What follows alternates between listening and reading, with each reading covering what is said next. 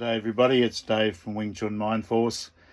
Welcome to another good bus talk. Today I want to talk to you about power. Our Sigong Chu Shong Tin, in my lineage of Wing Chun, wrote in his book, The Book of Wing Chun, Volume 1, that the purpose of practicing Sil Nim Dao, the first form, is to discover the existence of mind force or mind power. You could just as easily translate it in English. So that's quite a statement. Most people think it's just to learn, condition a whole lot of moves into your subconscious so that you could use them in a fight. But Sigong said it's specifically about discovering the existence of mind power, mind force. Now, when I first started seriously talking about Nim Lik, which is the Cantonese words for mind force or mind power, I was warned off by some people within Wing Chun who said to me, don't go bringing our lineage into disrepute by talking about things that you don't know about or things that are too out there. Now, I understand that idea, that people's understanding of Wing Chun is that there was this Wing Chun marvel, this almost a saint of Wing Chun, Master Chu Shong Tin. There was his master Yip Man. There was the semi-legendary Yim Wing Chun and her master Nung Mei. But for the rest of us earthlings, Wing Chun needs to just be a simple material physical practice that has some highly focused mind involved. I don't believe that's the truth.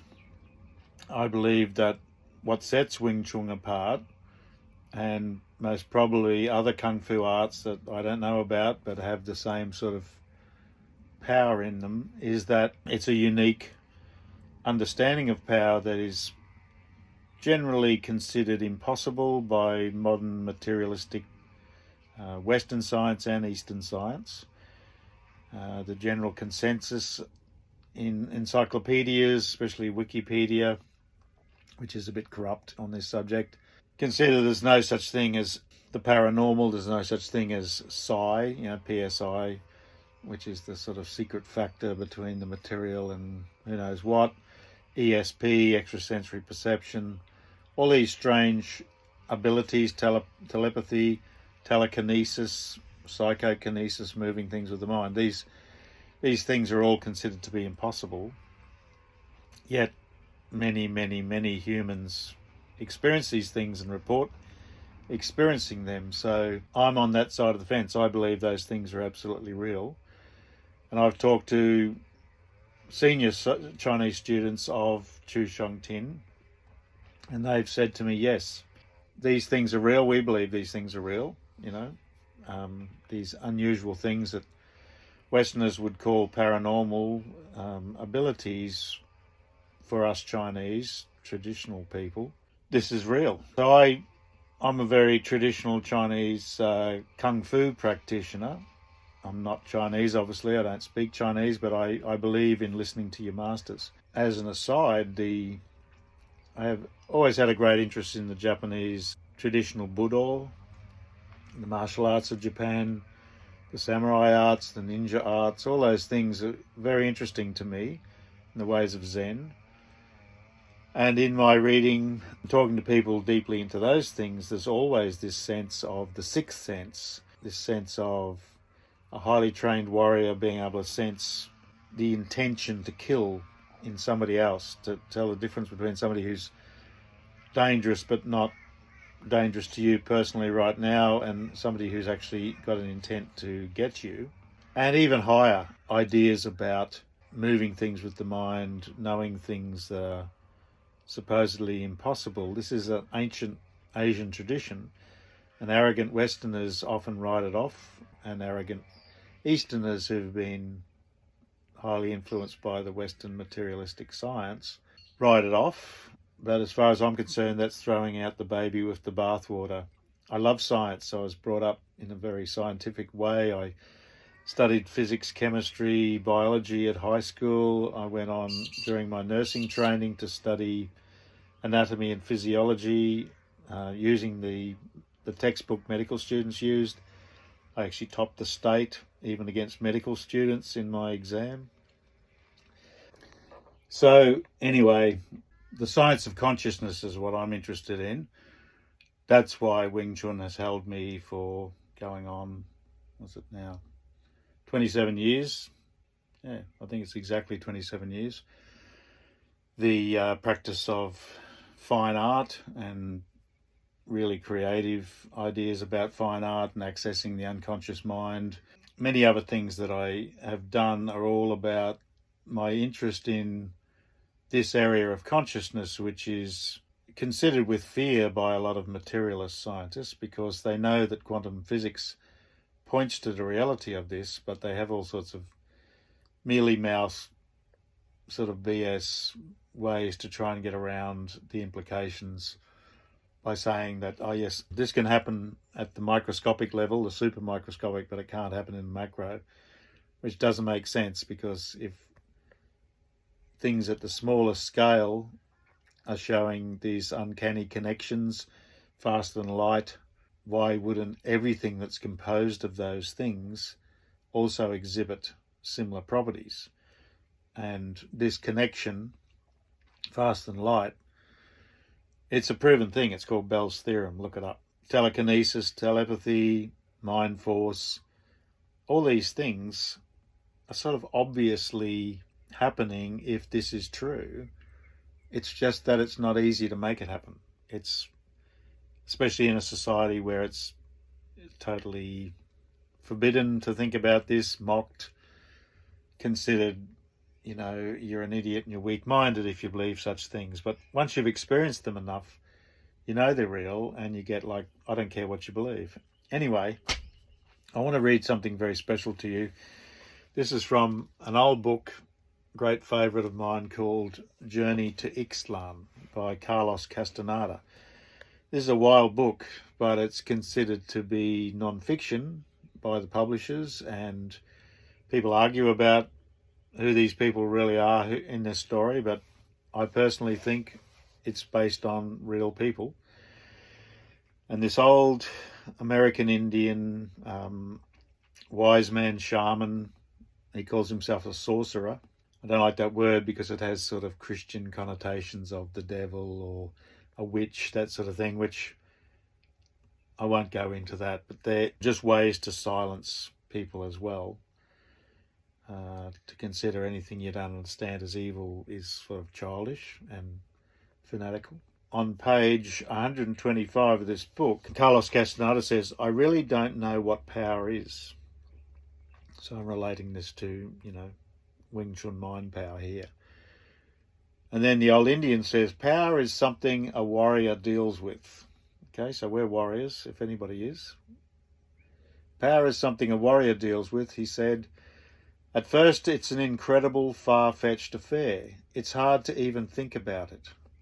This is what's happening to you now. So that's the stage most people are at. It's hard to believe this could be at all possible. I think a lot of people want to believe it, but they think, no way. Everybody else thinks it's impossible, so it must be. You know, I can't think for myself, experiment for myself. So it seems far-fetched, an incredible affair. He goes on, then power becomes a serious matter. One may not have it, or one may not even fully realise that it exists, yet one knows that something is there, something which was not noticeable before. So this is the point we're at when we experience somebody like Master Chu Shong Tin, and everybody who got close to him, touched him, and I didn't have that great honour, reported that there was something uncanny going on there, something that didn't make sense, that such a small, lean, old man had this incredible power to the point that people could feel this vibrating power. They could feel things moving under his skin, pushing them away, even though he wasn't moving at all. So people became aware that there is something that wasn't noticeable before, but he basically showed us, look, this is what it's really about, and it's something mysterious, and it's not what you think. It's not about mechanics. It's not about being relaxed and using triangulation or vectors or mechanical advantage, even though, yes, those things are part of it, but there's something more, and he showed us. This is where most people stop. They think, oh, well, that's Sigong, there's no way I'll ever be Sigong. Why not? He was a human. He was a human like you, and he started out quite young. Don't be a defeatist, He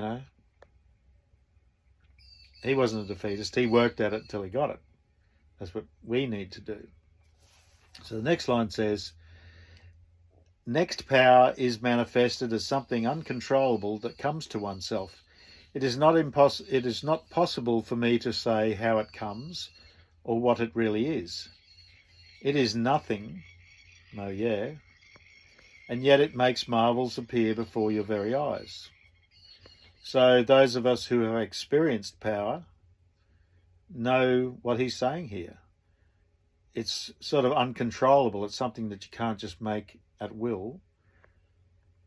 It's not possible to say what it is. People really worry about what is it, the fascia of the muscles? Is it the subconscious mind accessing something? It's probably all those things, but it's something else too. It is nothing, and yet it makes marvels appear before your very eyes. And that when you experience that mind force, that's the weird thing. It feels like nothing. It feels like complete emptiness, complete softness, as if you're not doing a thing. And you see the other person being very affected, yet you think, how is this possible? I'm feeling nothing. Like I go from trying, getting stopped, getting frustrated, and suddenly they're being squashed, yet it feels like you're just floating in the air on silk. So that's it. And then finally, this is what we're aiming for. Power is something in oneself, something that controls one's acts and yet obeys one's command. So that's where we want to get with power. It's something in ourselves. As we seek it more and more, we start to feel it more and more. And I've told you in the past, when softness became hardness and weakness became strength to me, it was a mental crossover where I suddenly went, and the softer and the weaker and the more effortless I became, I felt it as power. It actually felt dangerous. I thought, I've sort of stepped over some kind of line here where my mind is accepting that this is real. People often say, well, but how would you use it in a fight? Well, that's true. I mean, you tend to just go back to your normal tense strength, bam, yelling and kicking them and screaming. But yeah, there's a switchover point where your mind goes, this is the real power. This is actually much more powerful. So that's the crossover point, but we want to get to the point where power is something in ourselves, something that controls our acts. You think, how is it happening? But it's happening. I can trust it. And yet obeys one's command. So that's what Nimlik is. That's mind force, mind power. That's the sequence of events. And it's through practicing Sil Nim Dao mindfully, effortlessly, softly, not thinking, just letting it happen. Day in, day out, practicing all the other things that go with this. Practicing Chum Kyu, Bilji, the Mukyan Chong, Bart Jam Do. I always forget the words for the pole. All that stuff's Sil Nim Dao. Like Sigong, people have this idea that, I don't bother with the other forms. All I care about is Sil Nim Dao. I'm pure. I'm just going to do that. It's like, yeah, you're not really understanding. That first form is the meditation. It's very profound. But then you got to start moving it and turning it in that state. You know, you're not going to go very far if all you ever do is stand still there. If you want to be a martial artist, you've got to move, but you've got to take that Silnimde state, that power you're developing, and start moving it, stepping with it, stepping back, forward, sideways, turning, twisting, spinning, rolling, putting it into knives, putting it into the pole, putting it into the dummy, putting it into the dummy's arms. So this is exciting stuff. Anyway, if you're of my sort of mind, I'd advise you to check out Journey to Ixtlan. I'll put a link to it below. It's quite available as a PDF and as a hardback book. And I'm very pleased to have found it many years ago. I think it was 1993. This really cool young fella suggested it to me, and when he first said it, I said, oh yeah, Carlos Castaneda, those books are all about drugs and peyote and that sort of thing. He said, yeah, the first two books are, and that's what the hippies ran with.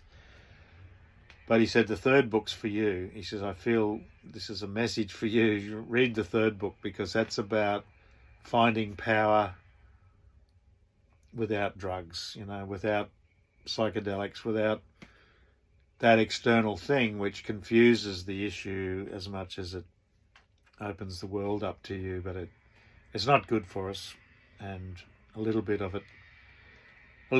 poison's good for you, a yogi said to me once. I had my little bit of poison many years ago.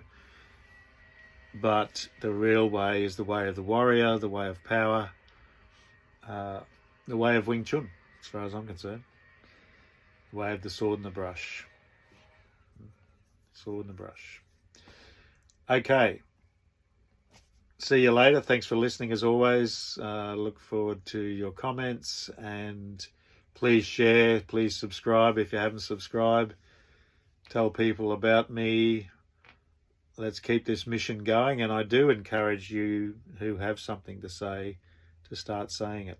You know, it shouldn't just be one old bald fuzzy-faced bloke in Australia sitting in a bus. There's a few of you out there who are doing this and doing a great job, but I encourage others, when you feel you know enough, when you've got something to offer, even just a student's journey, even just saying, well, I don't know much, but this is how I'm working on it, this is how I'm trying, and I'm always here for you if you need a sounding board, if you need advice. You know, I shouldn't be too modest. I've practiced the art very devotedly for many, many years. I've had the best teachers you can get. And yeah, I want to help you. So I'll leave it at that. See ya.